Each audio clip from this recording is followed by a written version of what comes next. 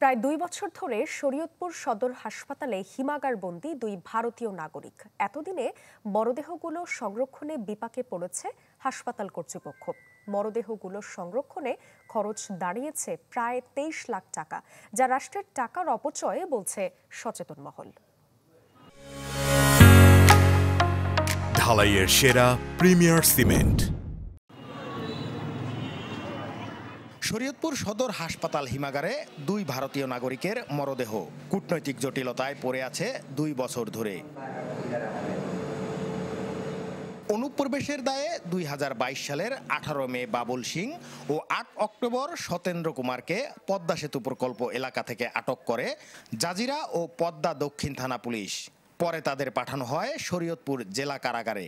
সেখানে অসুস্থ হলে হাসপাতালে নেয় কারা কর্তৃপক্ষ। চিকিৎসাধীন অবস্থায় মারা যান তারা। এরপর থেকেই তাদের মরদেহ হাসপাতালের ফ্রিজে বন্দি। পাবলিক লাশ আহে, পাবলিক লাশও রাখতে পারি না। কোনো নেতা ঠেতার যদি লাশ আহে এও রাখতে পারি না। হাই কমিশনের সাথে কথা বলে এই দুটাকে সৎকার করে ফেললে এটা ভালো হয়, মানে এটা ওই ফ্রিজিং এটাও বন্ধ হয় আর অর্থনৈতিকভাবে আমাদের ক্ষতিটা কমে যেতেছে। মরদেহগুলো দীর্ঘ সময় ধরে সংরক্ষণ নিয়ে বিপাকে হাসপাতাল কর্তৃপক্ষ।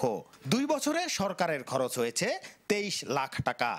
২,০০০ টাকা করে হইলে এই পর্যন্ত দেখা গেছে যে তাদের দুইজনের প্রায় ২২ লাখ টাকার মতো বিল হয়েছে।